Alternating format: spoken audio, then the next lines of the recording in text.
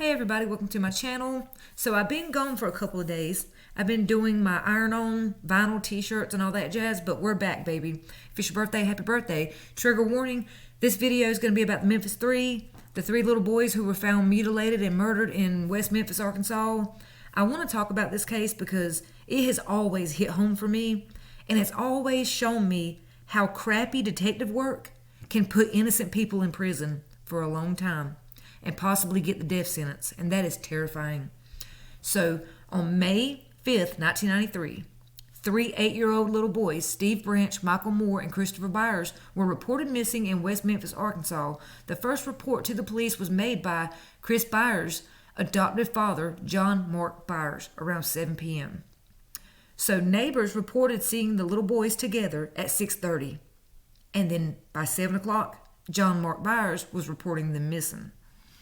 The boys were allegedly last seen together by 3 neighbors, who in affidavits told of seeing them playing together around 6:30 in the evening. They disappeared, and seeing Terry Hobbs, who is Steve Branch's stepfather, calling them to come home.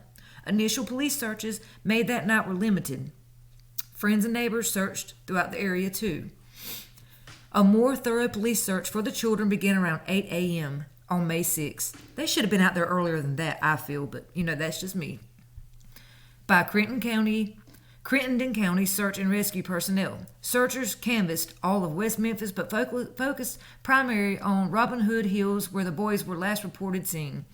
Despite a shoulder-to-shoulder search of Robin Hood Hills by a human chain, searchers found no sign of the missing boys. Around 1:45 p.m., juvenile parole officer Steve Jones spotted a boy's black shoe floating in the muddy creek that led to a major drainage canal in Robin Hood Hills. A subsequent search of the ditch revealed the bodies of the 3 boys. They had been stripped naked and were hog-tied with their own shoelaces. Their right ankles tied to their right wrists behind their backs, the same with their left arms and legs. Their clothing was found in the creek, some of it twisted around sticks that had been thrust into the muddy ditch bed. The clothing was mostly turned inside out. 2 pairs of boys' underwear were never recovered. Christopher Byers had lacerations to various parts of his body and mutilation of his scrotum and penis. That is terrifying. The autopsies by forensic pathologist Frank J. Peretti indicated that Byers died of multiple injuries, while Moore and Branch died of multiple injuries with drowning. Police initially suspected the boys had been raped. However, later expert testimony disputed this finding. Trace amounts of sperm, DNA, were found on a pair of pants recovered from the scene.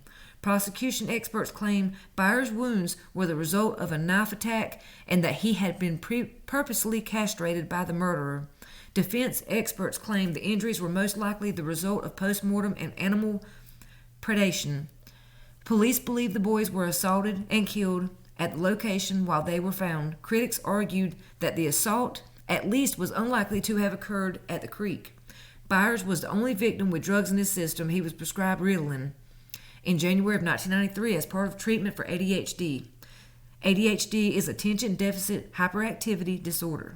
The initial autopsy report describes the drug as carbamazepine, I didn't say that right, I'm sorry, and the dosage at a sub-therapeutic level. His father said Byers may not have taken his prescription on May 5th. I don't understand how these police and the police department says, well, we thought he was raped, but we found sperm on a pair of pants. So he was still raped. Rape is rape. Whether it's oral, anally, vaginally, sodomizing, grooming, those are all sexual assaults of a child or minor. But if there was sperm found on a pair of pants, I wonder if they've tested that anymore. I'd look into that. I don't know. Now, the victims were Steve Edward Branch, Christopher Mark Byers, James Michael Moore. Steve was the son of Stephen and Pamela Branch, who divorced when he was an infant. His mother was awarded custody and later married Terry Hobbs. Branch was 8 years old, 4'2", weighed 65 pounds, and had blonde hair. He was last seen wearing blue jeans and a white shirt, riding a black bike. He was an honor student. He lived with his mother and stepfather Terry Hobbs. and his 4-year-old half-sister, Amanda. Christopher Byers was born to Melissa DeFur and Ricky Murray. His parents divorced when he was 4 years old. Shortly after, his mother married John Mark Byers, who adopted the boy. Byers was 8 years old, 4'2", and weighed 52 pounds. Had light brown hair. He still believed in the Easter Bunny. He was a typical 8-year-old little boy. That's so sad. John Michael Moore. John Michael Moore was the son of Todd and Dana Moore. He was 8 years old, 4'2", weighed 55 pounds, had brown hair. He lived with his parents and his 9-year-old sister. He was in the Scouts. He enjoyed riding his bicycle. Moore enjoyed wearing his Scout uniform even when he was not at meetings. He was considered the leader of the three. In 1994, a memorial was erected for the 3 murder victims. The memorial is located in the playground of Weaver Elementary School in West Memphis, where all 3 victims were second graders at the time of the crime. In May 2013, the 20th anniversary, they raised funds to refurbish the memorial. It was 20th anniversary in 2013. Wow, time has flown by, man. Damien, Jason, and Jesse pulled 18 years in prison. That's terrifying. You know, the police department really failed all 6 of these boys. They failed the victims, and they failed the 3 that they falsely imprisoned. They all lost their life on that day. Literally, that's when all 6 boys lost their life. Jason, Jesse, and Damien have been so emotionally and physically scarred.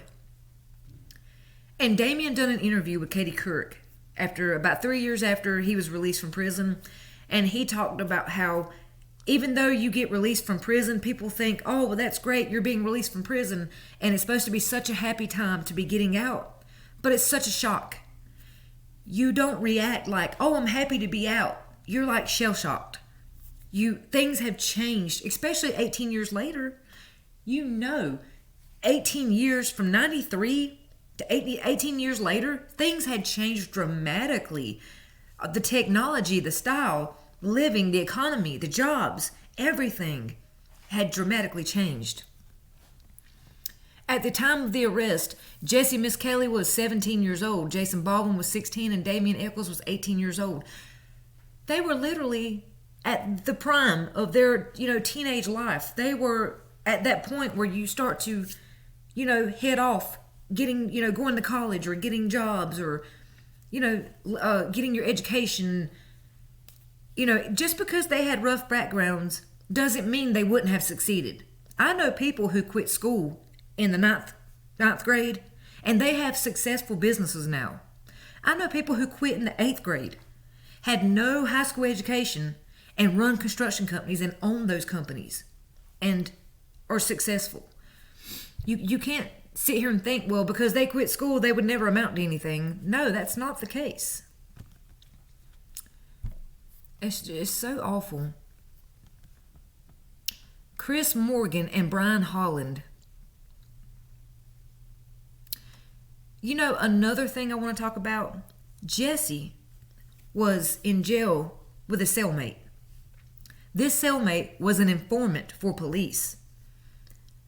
Do you know that this cellmate testified against Jesse, claiming that Jesse Miss Kelly confessed to him? Claimed that Jesse confessed to killing these 3 boys. This cellmate, informant, told police that not only did he get a confession, he got details. So police put him up on the stand. When they put him up on the stand, he seemed perfectly capable of testifying. And he did. He testified perfectly with his P's and Q's. All his T's was crossed and all his I's was dotted. He testified. But the problem is, sometime later, the same informant admitted he lied and said that he had been using inhalants, and that's why he claimed that Jesse had confessed to him. Because he really believed that was true. He really thought that Jesse had confessed to him. while they were in jail together. That don't make sense to me. I'm calling bullshit on that one, guys. Now, the same cellmate said, I know Jesse, Jason, and Damien don't want to hear from me, and I know they're mad at me, but I want to apologize for lying on them. And it's my fault because I was using inhalants, and I really believed that that was the truth. Bullshit. I think police set him up to do that. I do not believe that this cellmate, just out of nowhere, hey, he confessed to me, he told me this, this, and this, and all these details that only a police officer or the killer would know. When he testified, he had a lot to say. And then sometime later, he claims he lied on Jesse. Yeah, that sounds to me like police used this informant to get Jesse convicted. That's what that sounds like to me. And I will always believe that. Now, this guy, he has never said that police forced him into lying on Jesse, Damien, and Jason. But I believe that's the case. I think that police wanted a more, sturdy way to convict these boys. And police knew if they had a witness or a confession, a good confession, they could pin this on those three guys. Excuse me. But, fortunately, this guy turns around later on and says, oh yeah, I lied, sorry. Shame, but I lied. That don't make sense, buddy. You're full of crap. You lied, but you did it for a reason. You got your time cut. You took a plea deal. You did something with the police station, with the jail. You got something in return for lying on Jesse, Jason, and Damien. I will never believe that he just did it because he was using inhalants. You weren't using inhalants the day you testified because you were in custody by an officer, many officers. You were in a courthouse all that day testifying. So you were not using inhalants. And you weren't the day before. And you weren't using inhalants while you were in the cell talking to Jesse. Because Jesse even said. So, yeah, I think he cut a deal with police. And the police were like, hey, we'll cut your time if you'll just say that Jesse told you this, this, this, and this. And I think that's what happened. That's just what I think. But if you got your own opinion, leave it in the comments. But I think that's what happened. I think this guy got a deal. But here's the thing, though. Later on, he admitted he lied. He was like, Jesse never told me anything. I was just doing inhalants, and I thought that was the truth. That's why I said it. That's why you sat up and put your hand on a Bible and testified in court for a long time with no slurring, no stuttering, no sweating, no nothing. Level-headed, sober. No. Bullshit. You got a deal. That's what happened. And yeah, if I was Jesse, I wouldn't accept your apology.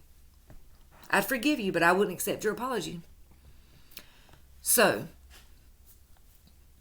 here's another part of this. Evidence and interviews.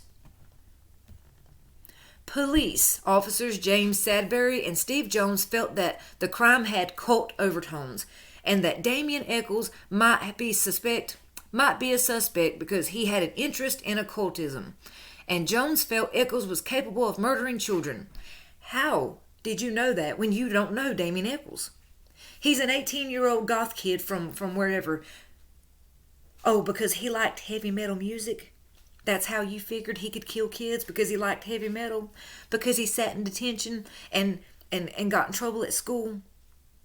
Come on. That's what I'm saying. These police departments, they need to be cleaned out. Out with the old, in with the new. Bring in new training, updated equipment, forced training. They need more mental testing for police officers. Look at the police officers, 3 grown-ass adults who pepper sprayed a 9-year-old little girl in handcuffs. Just not even a month ago. They pepper sprayed a 9-year-old little girl who was in handcuffs. Then you have the police officer who shot the guy standing in front of his garage door, who had nothing in his hand. Was doing nothing. He might have had his phone, but he didn't make no sudden movements. He didn't do anything. And he shot him. Then he turns on his body camera audio. Yeah, these police officers need more training, mental testing, psychiatrists, therapists. I feel like if we're gonna have police officers, they should be in counseling every month, at least twice a month. Make the state pay for it. I don't care. We need police officers, obviously, but at the same time, we need sane police officers. We need credible police officers. We don't need them crooked, drug-using, out here killing everybody on the streets police officers. We need good ones. You can't expect us to feel safe with police who are out here killing people for no reason, who are chroming black men down with their knees on their neck and killing them in front of crowds of people, and then wanting us to have sympathy for the police department? No. Busting in an innocent woman's apartment because they have the wrong address and they shoot her dead. That is not the police that we want. That is crooked police. That's dangerous police. We don't want police officers who pepper spray 9-year-old little girls in handcuffs. That's disgusting. Y'all, I'm going to say it again. 3 grown-ass adults had a little girl in handcuffs, and they were trying to get her in the back seat, and she was threatening to hurt herself. She had threatened suicide earlier when they got there. She was screaming, wanting her father. She was in distress. And instead of them grabbing her and physically putting her in the car, they pepper spray her while she's in handcuffs. Yeah, that's disgusting. Whew, let me calm down. Y'all, I'm sorry, I'm not trying to be mean, but our black community has been treated like shit for decades, centuries. And then this is 2021. To see the black community still be treated the way they're treated is disgusting. To see our LGBTQ community treated like they're treated is disgusting. To see over 300 people die last year who were black and trans. Over 300 transgender people murdered last year. This has to change.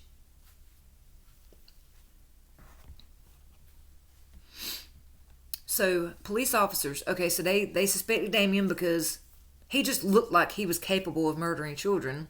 He had a cult-type vibes, because police officers know what cult-type vibes are, On June 3rd, the police interrogated Jesse Miskelly despite his reported IQ of 72, categorizing him as borderline intellectual functioning and his status as a minor.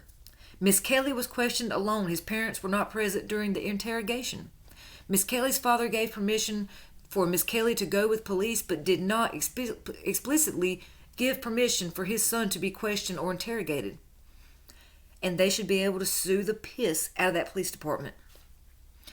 Miskelly was questioned for roughly 12 hours. Only 2 segments totaling 46 minutes were recorded. Miskelly's quickly recanted his confession, citing intimidation, coercion, fatigue, and veiled threats from police. Miskelly specifically said he was scared of the police during this confession. Exactly. You're a 16-year-old child, and the police bring you in for 12 damn hours with no food, no water, no nothing, and he has an IQ of 72 or less? Now that's what the police claim his IQ was. I believe I seen another article that said it was worse than that. And I'm not saying worse like bad. I'm just saying that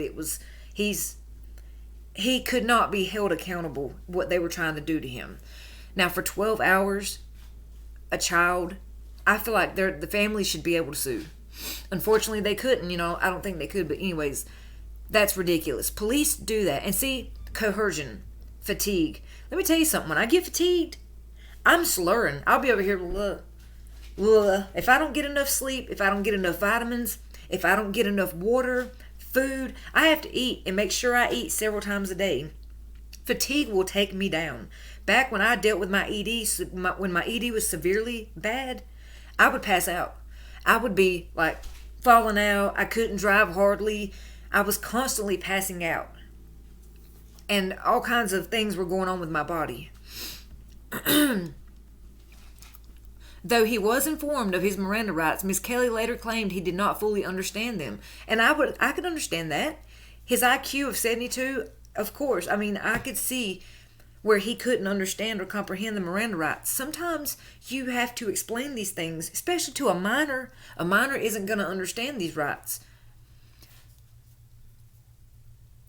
Later, he claimed he did not fully understand them. In 1996, Arkansas Supreme Court ruled that Miss Kelly's confession was voluntarily and that he did, in fact, understand the Miranda warning and its consequences. Portions of Miss Kelly's statements to the police were leaked to the press and reported on front page of Memphis Commercial Appeal before any of the trials began. Now, how come only 46 minutes was recorded out of a 12-hour interrogation? Crooked, I'll say, very crooked. Yeah, that's pretty damn crooked. 12-hour interrogation and only an hour, not even an hour? It seems like they only got the confession on tape, huh? Because that's about what happened, right? They only recorded the confession. Police department, could you make it any more obvious of what you were doing? We see you a mile away. We know what you were doing. You were coaching and coercing him. That's why you only recorded that portion. That's ridiculous. Shortly after Miss Kelly's first confession, police arrested Echols and his close friend Baldwin. 8 months after his original confession on February 17th, 1994, Miss Kelly made another statement to police. His lawyer, Dan Stidham, remained in the room and continually advised Miss Kelly not to say anything. Miss Kelly ignored the advice and went on to detail how the boys were abused and murdered. The lawyer, who was later elected to something judgeship, has written a detailed critique of what he asserts are major police errors and misconceptions during their investigation. The lawyer made similar comments during a radio interview in 2010. I can't believe they pulled 18 years, even with all this contamination of an investigation, this crap shoot, this crap storm of an investigation.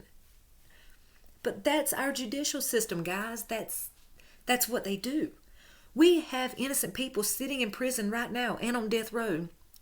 And DNA proves they're not guilty of being at that scene of that crime. But yet they're still sitting there. In my hometown in North Carolina, there was a black man who has been in prison for almost 20 years. DNA has just proved that he was not at the crime scene that they have put him in prison for. He has pulled almost 20 years of his life for a crime he did not commit. How many times do we have to learn? Well, when they asked the court, where's the evidence to do the DNA test, guess where the evidence was? In the attic, boxed up in the City Hall building, which is a crap, like it looks like Hoarders was filmed there, basically. Anything in those boxes are going to be contaminated. They're not in refrigerators. They're not properly taken care of, what I'm trying to say. So any evidence is going to get deteriorated. Wet, mold, rats, bugs. It's just sitting there. And there's tons of cases like this in North Carolina, just sitting in the old attic of an old building somewhere because they are not responsible. North Carolina and South Carolina, mainly North Carolina, they really need a wake-up call for their system. Their system is flawed in a million ways. I could do a whole video about the North Carolina law system. I'll tell you like this. When my cousin was murdered, they contaminated the crime scene so much. They didn't wear gloves. They didn't take pictures. No, they took one or two pictures. They took my cousin up to Raleigh, where he was cremated. They didn't get our permission. We didn't get to see him, nothing. They called us and told us they had cremated his body for us to come get it. That's how we found out that he was cremated. Yeah, we'll talk about that another time. Ooh. A lot of crooked stuff in North Carolina, y'all. Like I always tell you, out with the old, in with the new. Bring in some new training, some new police officers, new equipment, but especially training. North Carolina police need therapy, counseling, training. They need mental assessment every year. Okay. 3 weeks later, Damien, Echols, and Baldwin went on trial. The prosecution accused the 3 young men of committing a satanic murder. I'm sorry, my OCD is kicking. The prosecution called Dale Griffiths, a graduate of the unaccredited Columbia Pacific University, as an expert in the occult to testify the murders were a satanic ritual. On March 19th, 1994, Damien Echols and Jason Baldwin were found guilty on 3 counts of murder. The court sentenced Echols to death and Baldwin to life in prison. The prosecution claimed that Damien Echols' knowledge was nonetheless too close to the facts, since there was no public reporting of drowning or that one victim had been mutilated more than the others. That's a lie. That was a lie. Because actually, the search teams and the neighbors, when they found the bodies, the neighbors all knew about it. There's a video of where they tell the mama they found the little boy and she screams. It makes your bones cold. It rips your soul out the way she screams. But everybody, including that junior parole officer who found them, they were all out there. Everybody was talking about what had happened and where they found them in the water and how they were positioned and hogtied. And yes, people knew. And lots of, just like they just said, a lot of things that were told to Jesse in the interrogation were leaked in the media before the trial. You know, I just read that a couple paragraphs back. So yes, police were lying. When they said, no, only Damien knew about this and this. Wrong. Because media was telling everybody about it. I even remember, I was little, and I remember seeing it on the news. And there was so much detail coming out. And all the neighborhoods were talking, you know. They claimed that, it was too close to the facts. Mara Levitt, an investigative journalist and the author of Devil's Knot, argues that Damien Echols' information may have come from the police leaks, such as Detective Gitchell's comments to Mark Byers that circulated among the public. The defense team objected when the prosecution attempted to question Damien Echols about his past violent behaviors, but the defense objections were overruled. Well, how come they're wanting to ask him about his past violent behavior, but they're not asking the stepfathers about their past violent behavior? Because we got a stepfather to talk about here in a minute who's intertwined with this. I will be back in just a moment. So now, where it's going to get a little interesting but kind of confusing, we're going to talk about evidence, new evidence. So, John Mark Byers' knife, 1993. John Mark Byers, the adoptive father of victim Christopher Byers, gave a knife to cameraman Doug Cooper, who was working with the documentary makers Joe Berlinger and Bruce Sinifke while filming the first Paradise Lost feature. Now remember, Byers was all against the dudes, the falsely accused to begin with. But then later on, it was free Damien, free Jesse, free Jason. Stories had changed.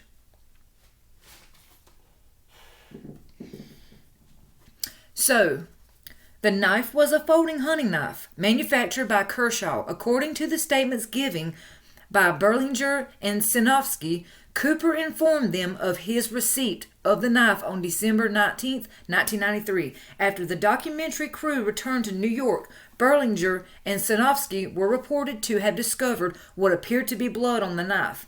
HBO executives ordered them to return the knife to the West Memphis Police Department. The knife was not received at the West Memphis Police Department until the 8th of 1994. Byers initially claimed the knife had never been used. Now again, this is hearsay from the camera guy. Again, hearsay is hearsay, so we can't automatically say, we got to let them test it, and hopefully these police department, these officers can properly get this to forensics. But I mean, geez, I don't know. It seems like they had a hard-ass time doing anything. Byers initially claimed the knife had never been used. However, after blood was found on the knife, Byers stated that he had used it only once to cut deer meat. When told the blood matched both his and Chris's blood type, Byers said he had no idea how that blood might have gotten on the knife. During interrogation, West Memphis police suggested to Byers that he might have left the knife out accidentally, and Byers agreed with this. How convenient. Byers later stated that he may have cut his thumb. Further testing of the knife produced inconclusive results about the source of the blood. Uncertainty remained due to the small amount of blood, and because both John Mark Byers and Chris Byers had the same, genotype. Byers agreed to and passed a polygraph test about the murders during the filming of Paradise Lost 2 Revelations, but the documentary indicated that Byers was under the influence of several psychoactive prescription medications that could have affected the test results. And let me tell you something, guys. With a polygraph test, I got a little bit of background in polygraph testing. I didn't finish school for it, but I have some knowledge on it. So let me tell you this. With polygraph testing, there are a lot of things that can affect the results. When you see these shows like Dr. Phil, Maury show, and they're like, did he cheat on his girlfriend 103 times? These shows a lot of times are set up. And they're going to get the answer that Maury wants. Or the answer that the girlfriend wants, or the guy being tested wants, or what the polygraph tester wants. There's a guy on YouTube who does polygraph testing. He did it for Shane Dawson. And I don't know if y'all know this or not, but we come to find out that guy who does polygraph testing for Shane Dawson can give you whatever answer you want. Now, Trisha Paytas was the one who outed that. She said, look, he'll give you whatever answer you want. If you want this to be true, that to be true, that to be a lie, whatever, he'll give it to you. We basically know these things are not accurate a lot of times, but back to my original point, a lot of things can mess with your results. Weed, beer, anxiety, heart palpitations, heart racing, stress, any kind of medication, including Benadryl, including, Sudafed, oh my gosh, what's the other one? That's NyQuil, Dayquil. Like my OCD, that can affect a polygraph test. Me, even though I'm not mad, but the stress of my body constantly moving like it's moving can make my test results different. Even if I'm sitting here telling the truth, but I'm reacting with my OCD, my Tourette's, that can affect my testing results. My body is doing things I can't control at the moment. Even with me trying to hold my arms down, my shoulders are twitching. My butt is twitching, actually. Not even to be funny, but my ass cheeks are twitching at the moment. So, anxiety plays a big part. You have to be chill during a lie detector test.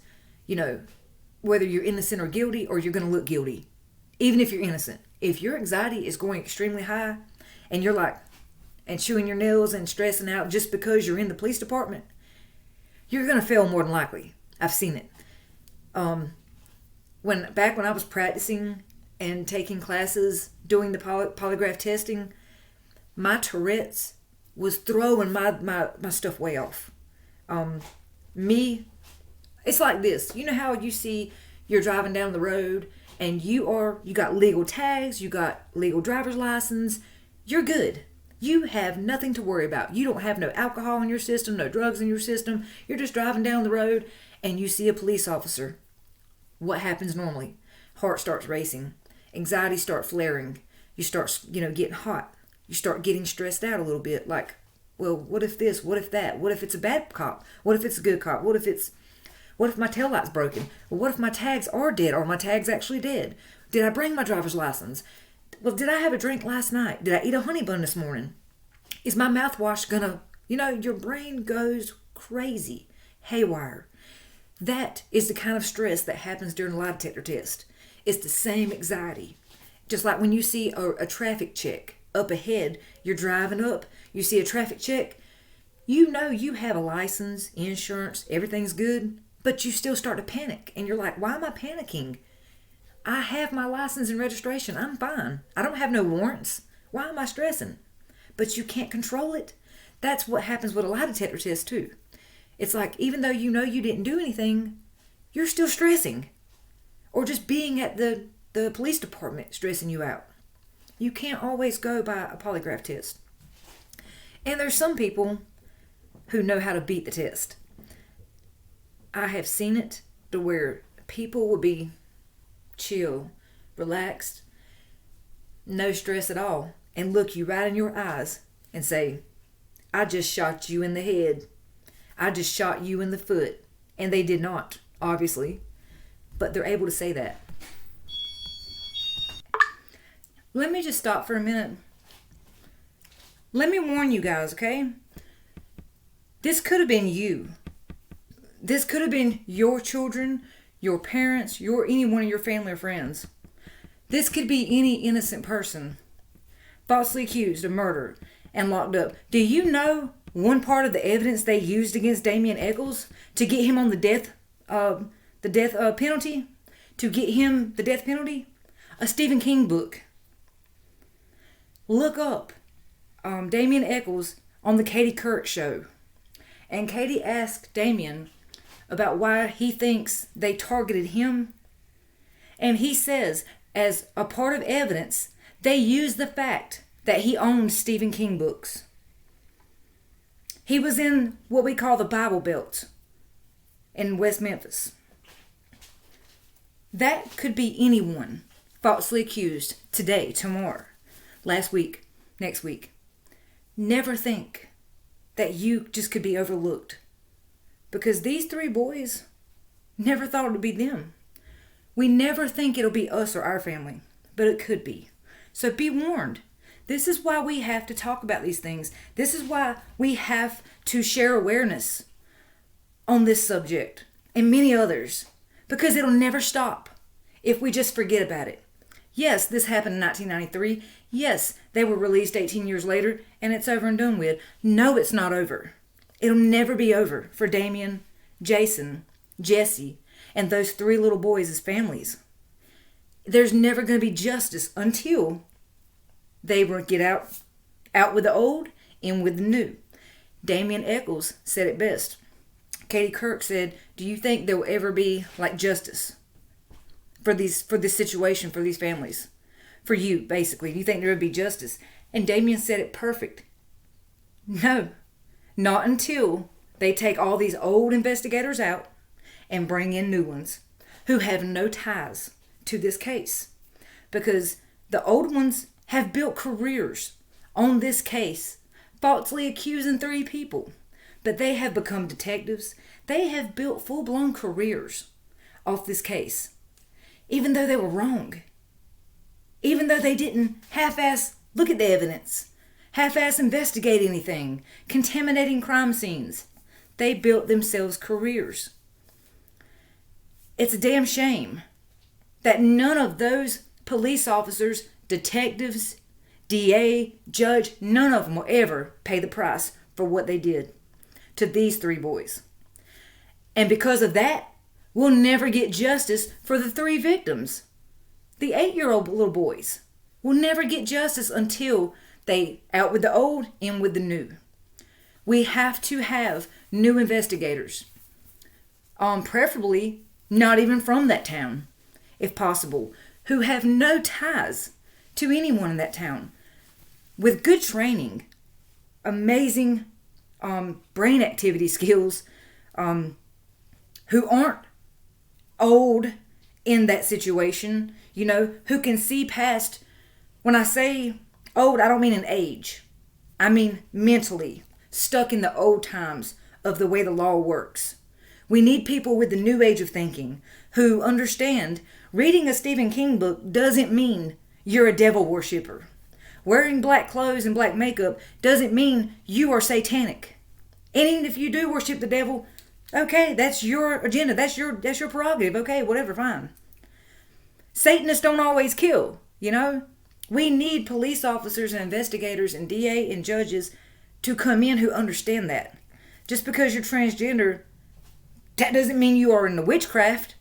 But see, the problem with these Bible Belt towns, even in 1993 and even today, is that these Bible Belt towns feel like if you're transgender, something's wrong with you mentally. You're sick. They feel like if you wear black clothes, automatically you're a witch and you do witchcraft, or you're into paganism, or you're the devil, or you're into Satanism. They believe that. Therefore, they can't be the jury. They can't be the judge. They can't be the DA. They can't be the damn investigators, the detectives.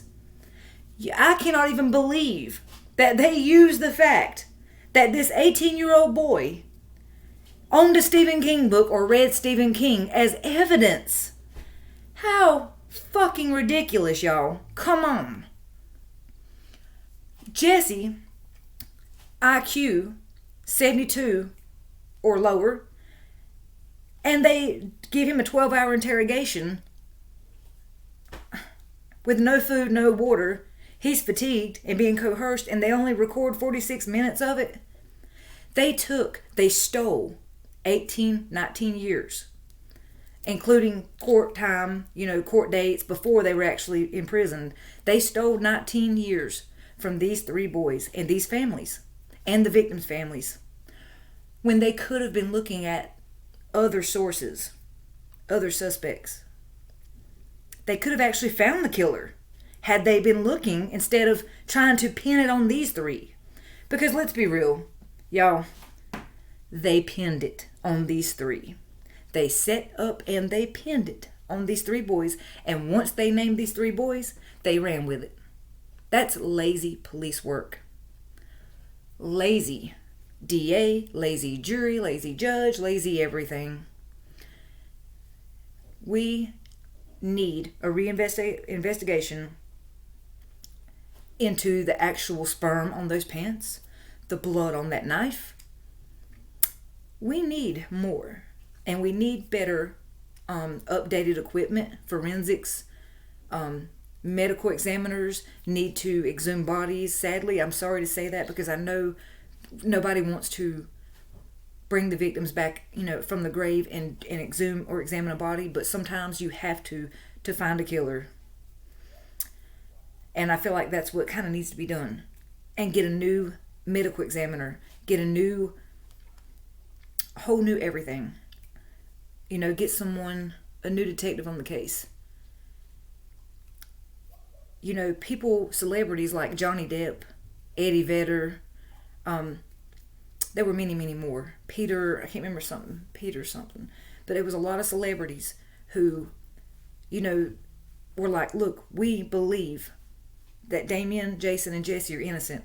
This is not okay. But it was also people out in the world who vouched for them. Not just the celebrities, but the celebrities did bring a lot of attention to the case. And Damien Echols had said that Johnny Depp became like family because he really wanted to help him. He wanted to help all 3 of them.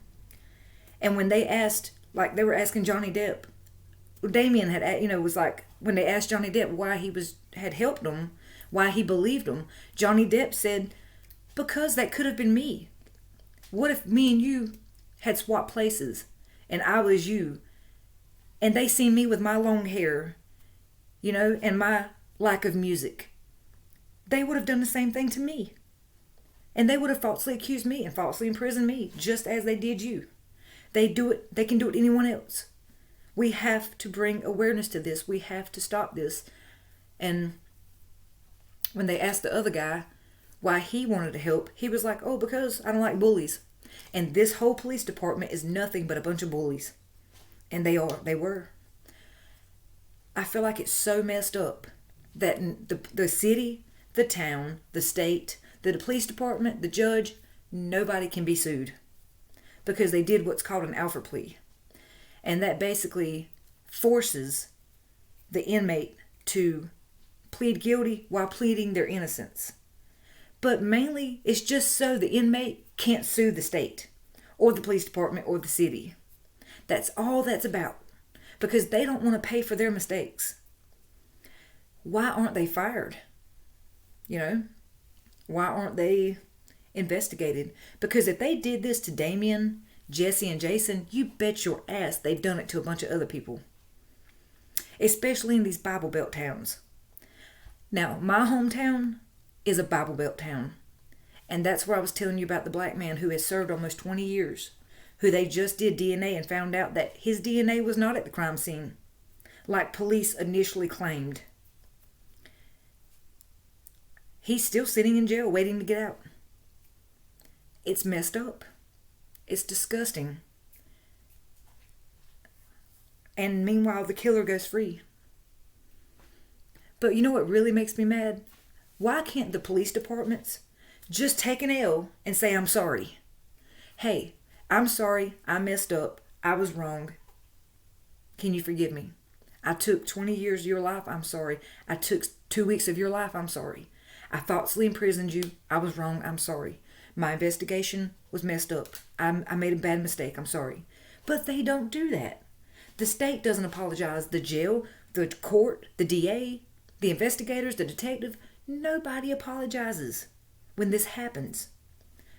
All the inmate gets is released and goes into shock.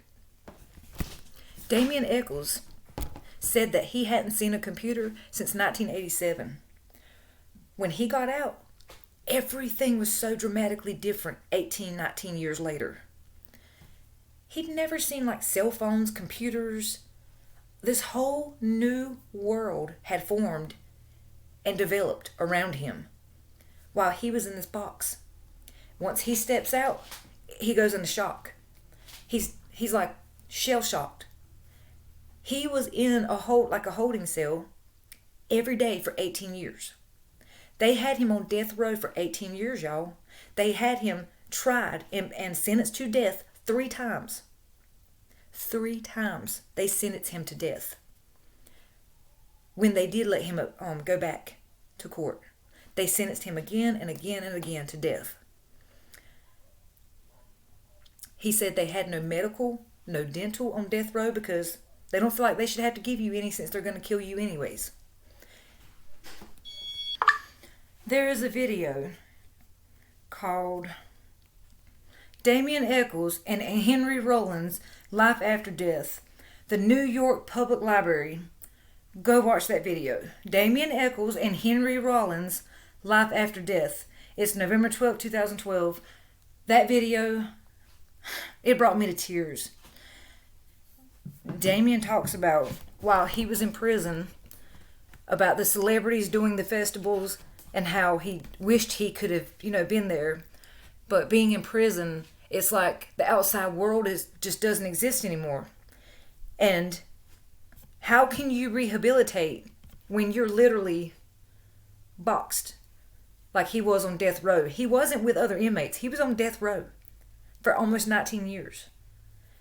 And was sentenced to death again 3 times. So he was never just out with the society, with the public. It was always on death row.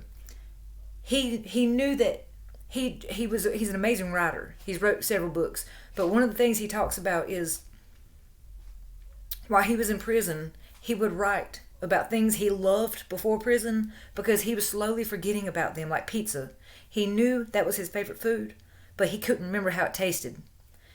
He wrote about how his grandmother's doorknob on her door would be like how it felt in the wintertime.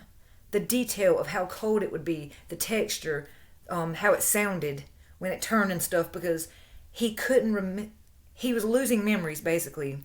So he would write all these memories down from before he was locked up. And he would write them in, these books to remember so he wouldn't forget all these special things. And he knew the outside world, he didn't know how hard they were trying, but he knew they were trying, and that meant so much to him. And then one day he found out just how hard they were trying. And he explains, to know that Johnny Depp and so many people were at these festivals. People were doing bake sales to raise money. People were doing everything they could to bring awareness to their cases, their situations, trying to save their lives.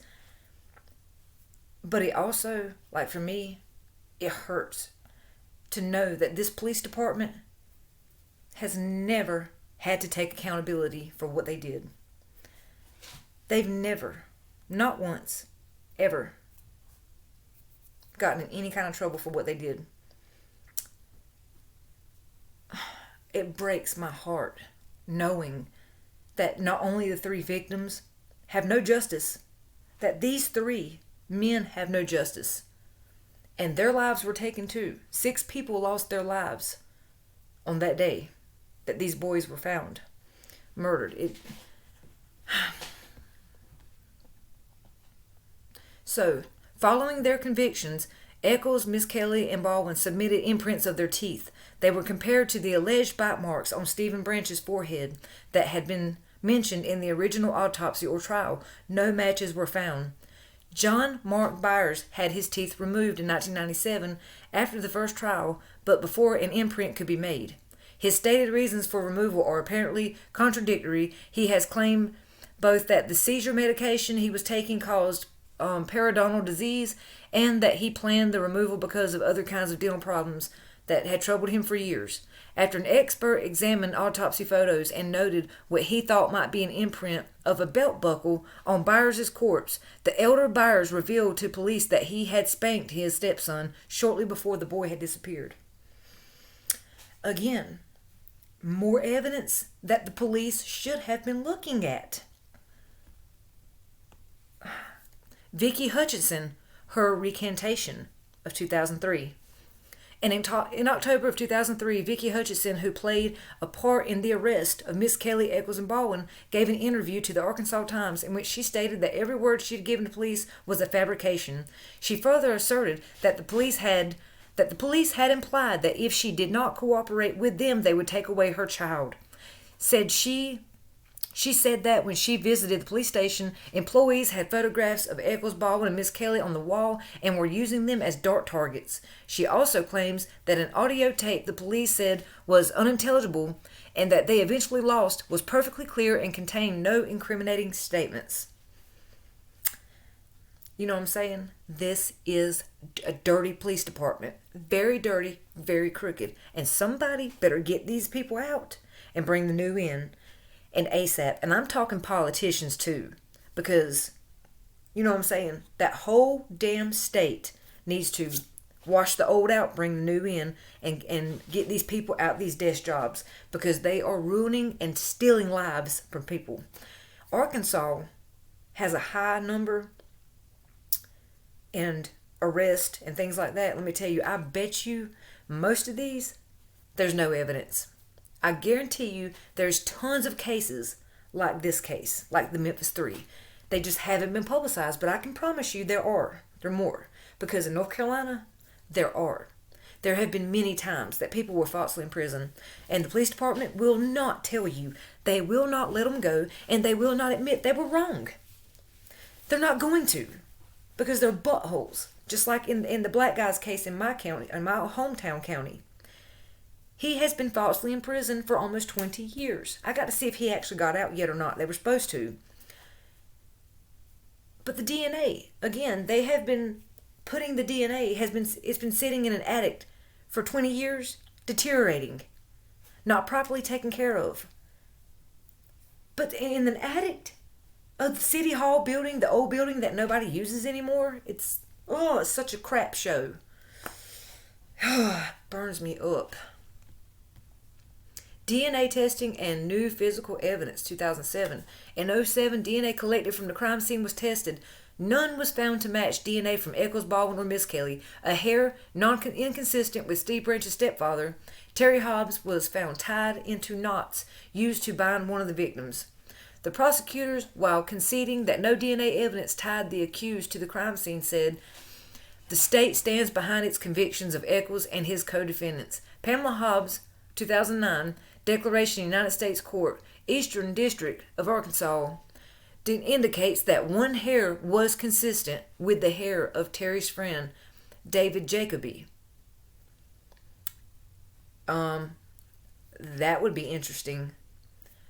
Why would one of Terry Hobbs's friend's hairs be in the knots? Yeah. Miss Okay, jury misconduct. In 2008, it was revealed that Kent Arnold, a jury foreman on the Echols Baldwin trial, had discussed the case with an attorney prior to beginning of deliberations. Arnold was accused of advocating for the guilt of West Memphis 3 and sharing knowledge of inadmissible evidence like the Jesse Miss Kelly statements with other jurors. At the time, legal experts agreed that this issue could result in the reversal of the convictions of Jason Baldwin and Damien Echols. September 2008, attorney, now judge, Daniel Stidman. Oh, sorry, I had to take a break. Somebody popped up on me again without knocking. How annoying is that? People just walk in your house without knocking. Good thing I got them doorbells that go off when the door opens and shuts, or I wouldn't even know. Okay. Who represented Miss Kelly in 94 testified at the post-conviction relief hearing. Stidman testified under oath that during the trial, Judge David Burnett erred by making an improper communication with the jury during its deliberations. Stidman overheard Judge Burnett discuss taking a lunch break with the jury foreman and heard the foreman reply that the jury was almost finished. He testified Judge Burnett responded, "You'll need food for when you come back for the sentencing," and that the foreman asked in return what would happen if the defendant was acquitted. Stidman said the judge closed the door without answering. He testified that his own failure to put this incident on the court record and his failure to meet the minimum requirements in state law to represent a defendant in a capital murder case was evidence of ineffective assistance of counsel, and that Miss Kelly's conviction should therefore be vacated. So much should have been on record. Oh my gosh, this is what annoys me. And I'm not blaming this lawyer, but this lawyer is now a judge. You know what I'm saying? It's the same old song and dance. You know, these people are becoming lawyers, DAs, judges. That's what's happened, just like with the police department. They have either retired, became detective, became this. They've built a career, some way, shape, or form, from this case, after falsely sentencing these boys. It's so annoying. I just can't get over the police department and the judge, the jury, and even the DA doing all this crooked shit. Even the jury doing this crooked shit and getting away with it. It's annoying. Let's see. Okay, here's another statement. October 29th, 2007. Papers were filed in federal court by Echols' defense lawyers seeking a retrial or his immediate release from prison. The filing cited DNA evidence linking Terry Hobbs' stepfather to the crime scene and new statements from Hobbs' now ex-wife. Also presented in the filing was new expert testimony that the supposed knife marks on the victims, including the injuries to Byers' genitals, were in fact result of animal predation, after the bodies had been dumped. On September 10th, 2008, Circuit Court Judge David Burnett denied the request for retrial, citing the DNA test as inconclusive. The ruling was appealed. Arkansas Supreme Court, which heard oral arguments in the case on September 30th, 2010. They drugged this out. You mean tell me they asked on 2008 and it ain't till 2010? They drugged this out for years. Plea deal and release, 2011. After weeks of negotiation, August 19th, 2011, Damien Echols, Jason Baldwin, and Jesse Miss Kelly were released from prison as part of a plea deal, making the hearings ordered by Arkansas Supreme Court unnecessary. The three entered into unusual alpha plea deals. The alpha plea is a legal mechanism that allows defendants to plead guilty while still asserting their actual innocence. In cases where defendants concede that prosecutors have sufficient evidence to secure a conviction,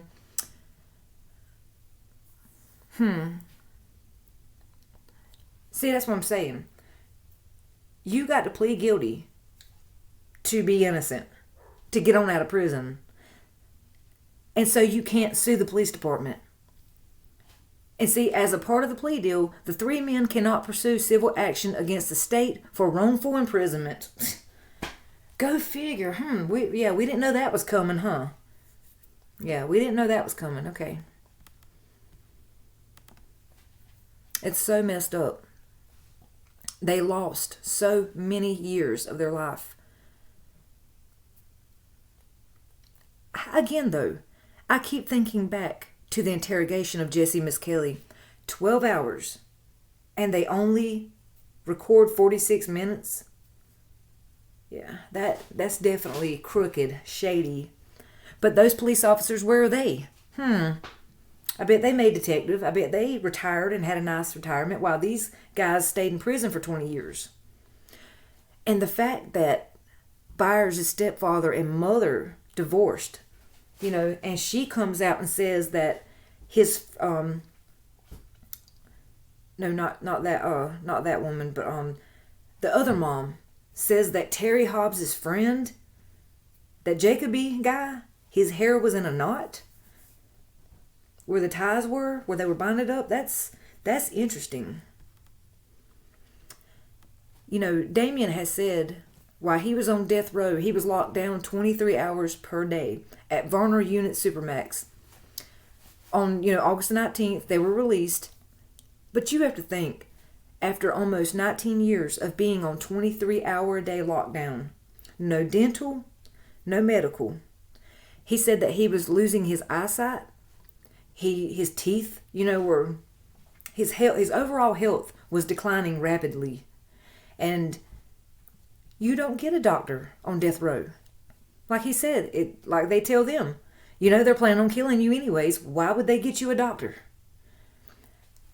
In cases, this is why they should have a doctor. Because of cases like this where they were actually innocent.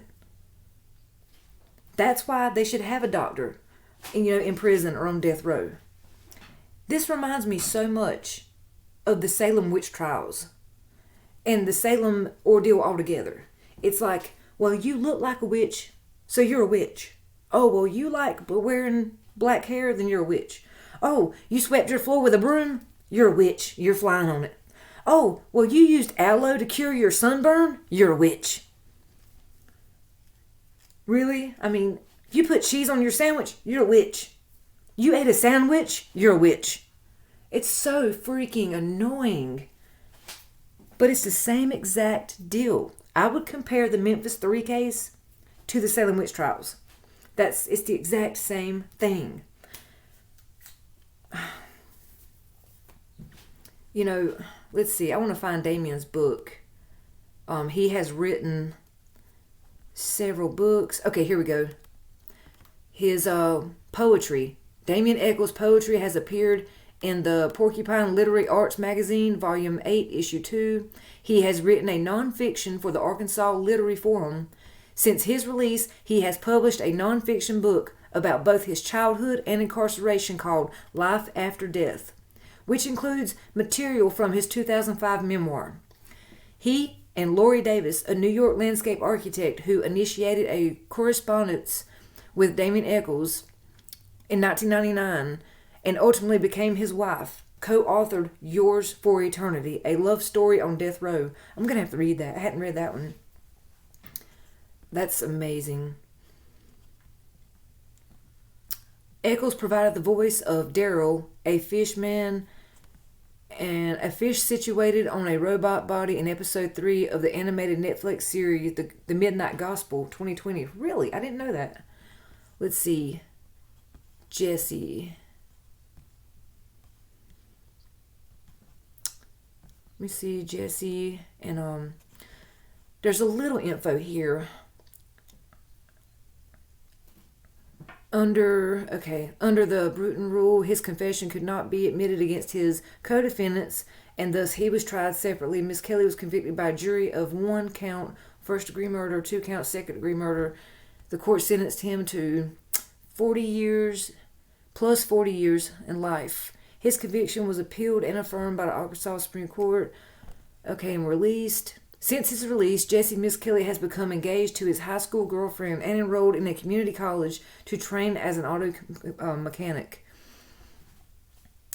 I mean, I'm happy for Jesse. People just don't realize Jesse, they all went through hell. Damien especially, because he was on death row, 23-hour lockdown. But Jesse has been through hell in a handbasket because it was the confession that police used against him to try to pin the other two. Fortunately, they couldn't necessarily use that on all three, but because of how they coerced him and talked Jesse into saying they did it, that put some kind of a strain on those three for some time. But they never, ever turned on each other. They never hurt each other. They always stuck together. That's so amazing.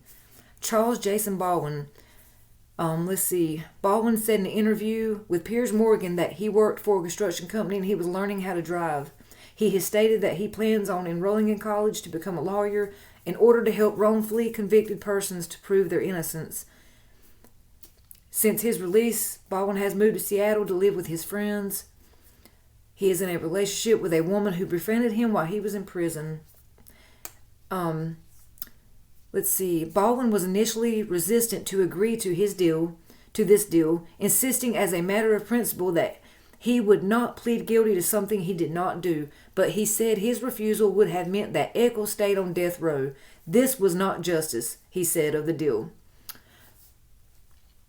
However, they're trying to kill Damien. That just brings me to tears because it's like, do y'all see how hard, just how intense this case was? Like, you and your friends, and you get targeted by police because they're on a manhunt. They're just on a hunt for anyone. Just anyone they can pin this on. Police would have had an even better chance if they'd went after one of the stepfathers. They would have had more evidence. But I wonder, whose is the sperm that was on the pants? Who is the Jacoby guy whose hair was found in the hog ties?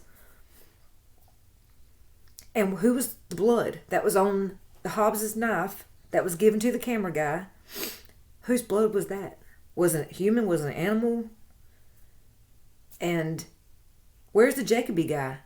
Has he been DNA tested for the sperm or the blood or anything else? Has he been given polygraph? I've just got all these questions like, but as soon as Hobbs and his wife split up and she started coming out telling information, I'm glad she left him. Imagine thinking for 1 second that your spouse had killed your child, and then to find out after all this stuff that he spanked him that day with a belt buckle, and they find the belt buckle on the child's skin, and then the stepdad says, "Oh, I spanked him before he went missing, but you didn't tell us that ahead of time." Nah, something don't make sense there. But of course police have just let all that go. I'm not saying the stepdad did it. I'm saying if police were going to investigate the Memphis 3 the way they did, they should have investigated the stepfathers like that too. They should have investigated what the neighbor said. They should have investigated everything else, not just these 3. But that's what they did. See, that's what happens when you get on a witch hunt and you focus on one thing, and your brain, you're trying to make that one thing. You're trying to make that what you're looking for. But the whole time you're missing everything else. All the other evidence you're missing because you're focusing on that one thing. Because you're on a witch hunt. That's not good police work. A good policeman, good policewoman, a good police officer in general, a good police officer looks at all the evidence. Everything. A good police officer knows. They know. They know how to spot it a mile away. And they know when somebody's, kind of got that feeling like, something's up with this guy. Well, that's just this or that's. A good police officer sees right through the bullcrap, and they go for what they know is true and real. And if they can't find it, they can't find it. Oh well, you just can't find it. But a good police officer never pins a crime on somebody, an innocent person. That's not a good police officer. That's a crooked police officer. A crooked police officer will pin a crime on an innocent person. A good police officer Well, you know what? We just don't know yet. We don't know who he is, who she is. We don't have no idea who the criminal is. We're still looking. But a good police officer never, ever endangers an innocent person. And they never pin a crime on an innocent person like that. I'm sorry to drag that out, but it's just so annoying. Damien Echols relocated to Salem, Massachusetts with his wife and has no intentions of returning to Arkansas. In an interview with Piers Morgan, he said that he would like to have a career in writing and visual arts. Damien Echols self-published a memoir, Almost Home, My Life Story, Volume 1, while still in prison. After his release, he has worked on a number of additional media projects. He co-wrote the lyrics to a song, Army Reserve, on Pearl Jam's self-titled album. That's cool, I didn't know that. Echols and Michael Graves released an album titled Illusions in October 2007. And he did some artwork apparently. The focus of the exhibit titled Salem draws attention to the comparison between the historical Salem witch trials and Damien Echols' own experience during modern day witch hunt, the Memphis Three, because of the satanic ritual. Exactly, I just said that. That is so weird. I just said the Memphis 3 case reminds me of the Salem witch trials. I told you. It does. It's crazy. Definitely go check this video out. It's amazing. Go check out Damien Echols on the Katie Couric Show on YouTube. The one that I had just named off a few minutes ago. There are some amazing interviews. And that's about it for now. I mean, I'm sure there's a lot more we could look into and talk about, and maybe we can sometime soon. But that was a good, well, it's over an hour. So the reason I wanted to do a longer video is because I had several people tell me in the DMs on Twitter that when they're at work, they like to listen to me talk. That shocked me because I sound like an old hillbilly. I don't know.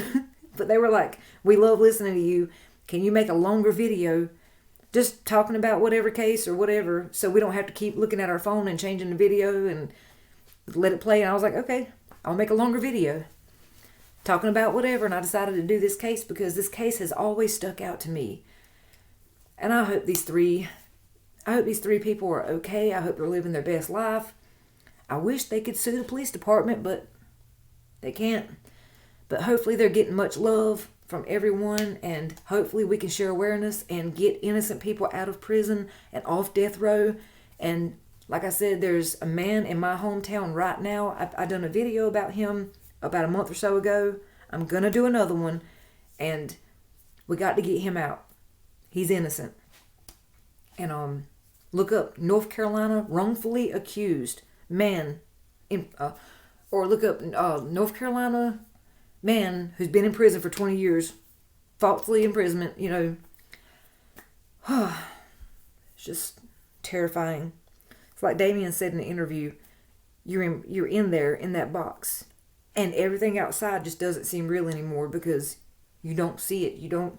When you're in 23-hour lockdown, do you guys realize what that is? That's 23 hours a day. You're in one room. He did this for almost 19 years, y'all. You know, I'm not saying that Jesse or Jason had it any better, but they were in, I think, like regular prisons with society. Damien was not. He was on death row. 23-hour a day lockdown. No medical, no dental. Think about that. When we think we got it so bad, y'all, think about that. It ain't just about being on death row. Imagine being innocent on death row, and they're trying to kill you, and they're going to make you suffer. They're not going to bring you food. They're barely going to feed you. They're barely going to clothe you. They're barely going to do anything for you.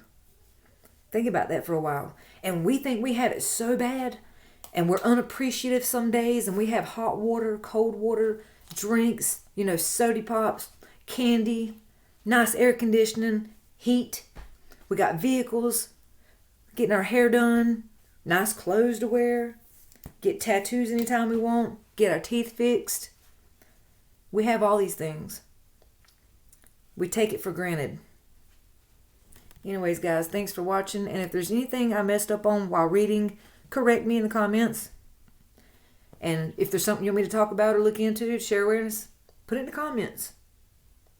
I thank every one of y'all for watching.